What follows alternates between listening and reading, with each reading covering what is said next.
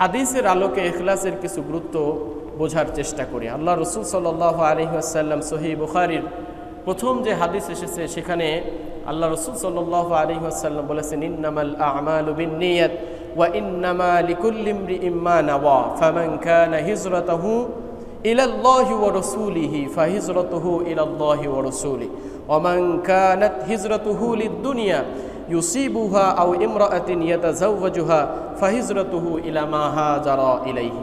রাসূল সাল্লাল্লাহু আলাইহি ওয়াসাল্লাম বলতেছেন, নিশ্চয়ই সমস্ত আমল নির্ভর করে তার নিয়াতের উপরে। ইন্নামাল আ'মালু বিন্নিয়াত, প্রতিটা মানুষের কর্মকাণ্ড আমলটা আল্লাহ সুবহানাহু ওয়া তাআলার দরবারে কবুল হয় তার নিয়াতের উপর নির্ভরশীল করে। তার নিয়তটা কি ছিল, এই হাদিসটার আরও স্পষ্টকরণ করেছেন রাসূল সাল্লাল্লাহু আলাইহি ওয়াসাল্লাম পরবর্তী কথাগুলো বলার মাধ্যমে। যখন হিজরত করে সাহাবী আজমাইন সহ রাসূল সাল্লাল্লাহু আলাইহি ওয়াসাল্লাম অনেকগুলো সাহাবী, সেই সমস্ত প্রথম হিজরতকারীদের ভিতরে একজন সুন্দর রমণী মহিলাও ছিল এবং সেই মহিলার সঙ্গে আরেকজন সাহাবী আজমাইনের আরেকজন সাহাবীর একটা পছন্দ ভালো লাগা ছিল। কিছুদিন পরে ওই সাহাবী প্রথম দিকে যখন রাসূল সাল্লাল্লাহু আলাইহি ওয়াসাল্লামের সঙ্গে হিজরত করেননি, কিছুদিন পরে যখন সে আবার মক্কা থেকে মদিনায় হিজরত করেছে, তো সমস্ত সাহাবী আজমাইনদের ভিতরে এই কথাটা চাউর হয়ে গিয়েছে, গুঞ্জন উঠেছে যে সে আসলে আল্লাহকে রাজি খুশি করার উদ্দেশ্যে হিজরত করেনি, সে যেই মহিলাকে পছন্দ করে সেই মহিলা যেহেতু হিজরত করেছে সেই মহিলাকে পাওয়ার জন্যই সে হিজরত করেছে। এই কথাটা যখন সমস্ত সাহাবীদের ভিতরে চাউর হয়ে গেছে, রাসূল সাল্লাল্লাহু আলাইহি ওয়াসাল্লাম মদিনার মসজিদে নববীর মিম্বারে উঠে ভাষণ দিলেন, ইন্নামাল আমালু বিন্নিয়াত, নিশ্চয়ই প্রত্যেকটা মানুষের কর্মকাণ্ড তার নিয়তের উপরেই নির্ভরশীল।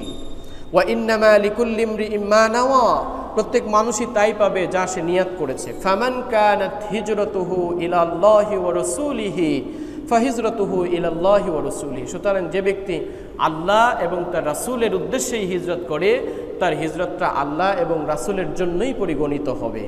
ওয়া মান কানাত হিজরাতুহু লিদুনিয়া, আর যেই ব্যক্তি দুনিয়া হাসিলের জন্য হিজরত করে, ইউসিবুহা, তার সেই নিয়তের উপরেই তার আমল পরিগণিত হবে।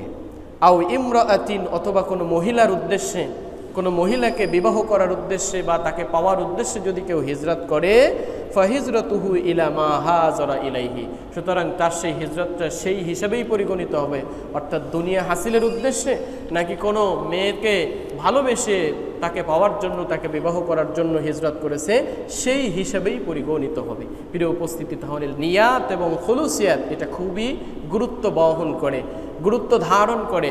আমাদের নিয়াত যদি হয় আল্লাহকে রাজি খুশি করা ব্যতীত অন্য কিছু, তাহলে সেটা সেই হিসাবেই পরিগণিত হবে। তাহলে আমরা নামাজও পড়লাম, কষ্টও করলাম, আমাদের টাকা পয়সা দানও করলাম, আমাদের থেকে অর্থনৈতিকভাবে আমরা ক্ষতিগ্রস্তও হলাম, কিন্তু আল্লাহকে রাজি খুশি করা উদ্দেশ্য ব্যতীত অন্য উদ্দেশ্যে করার কারণে আমরা তো সব পাবই না, উল্টো আমাদের এটার ক্ষতি সাধন করবে। প্রিয়